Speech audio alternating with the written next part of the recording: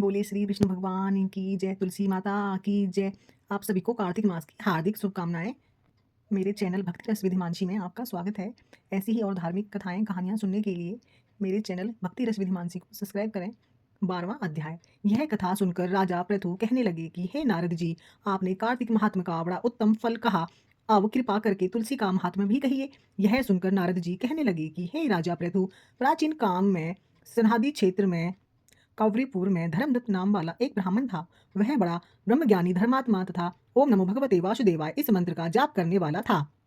अतिथि सेवक था। एक दिन वह ब्राह्मण पूजा की सामग्री लेकर एक पहर रात्रि रहने पर भगवान के मंदिर को जा रहा था। इतने में सामने से आती हुई एक भयंकर राक्षसी को देखकर भयभीत धर्मदत्त ने तुलसी मिश्रित जल उस पर फेंक दिया।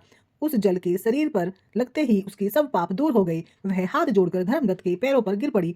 तब धर्मदत्त कहने लगे कि तुम कौन हो और कहाँ के पाप के कारण तुम्हारी यह दशा हुई है, यह मुझसे कहो। वह कहने लगी कि सौराष्ट्र क्षेत्र में भिक्षु नाम का एक ब्राह्मण था, जिसकी मैं पहले पत्नी थी और कलह मेरा नाम था। मैं न तो कभी अपने पति से मीठे वचन बोलती और न ही उसको खाने के लिए अच्छा फल व भोजन देती थी। यह देखकर जब मेरे पति ने दूसरे विवाह का निश्चय किया तो क्रोध में आकर मैंने विष खाकर अपना शरीर त्याग दिया। तब यमदूत मुझको बांधकर यमराज के पास ले गए। तत्पश्चात यमराज को चित्रगुप्त मेरे अच्छे तथा बुरे कर्मों को बतलाते हुए बोले कि महाराज, इसने आत्महत्या की है, इसलिए प्रेत योनि में जाए तो महाराज मैं 500 वर्ष से इस योनि में फिर रही हूँ और भूख और प्यास से दुखी होकर घूमते फिरते अब आप मिल गए तो आपके तुलसी मिश्रित जल से मेरे सब पाप नष्ट हो गए। तब धर्मदत्त कहने लगे कि तुमको देखकर मैं अति दुखित हुआ। तीर्थ व्रत दान यह कार्य प्रेत योनि में नहीं हो सकते। तुम्हारे पाप अधिक और पुण्य बहुत कम है।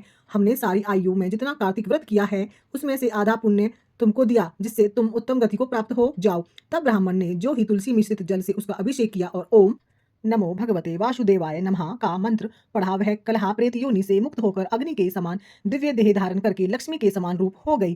तत्पश्चात उसने ब्राह्मण को नमस्कार किया और बड़ी प्रसन्नता पूर्वक बोली, भगवान, आप रूपी समुद्र में डूबती हुई उसी समय भगवान विष्णु के दूत पुण्यशील और सुशील वहां आ गए और उसको विमान में बिठाकर बैकुंठ को ले जाते हुए धर्मदत्त से बोले, हे ब्राह्मण, तुम धन्य हो जो सदैव भगवान की भक्ति में लगे रहते हो। तुम्हारे कार्तिक के आधे पुण्य के प्रताप से ही इसको मुक्ति प्राप्त हुई है। हे विप्रे, कालांतर में तुम भी राजा के कुल में उत्पन्न होकर बैकुंठ को जाओगे। बोलो श्री विष्णु भगवान की जय।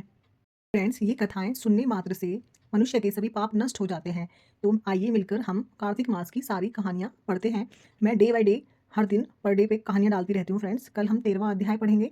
मैं रोजाना हर एक अध्याय पढ़कर आप लोगों के सामने लाती रहती हूँ। तो आप मेरे चैनल को सब्सक्राइब करिए, जिससे हर दिन आपको नई कहानी मिल सके। Thank you.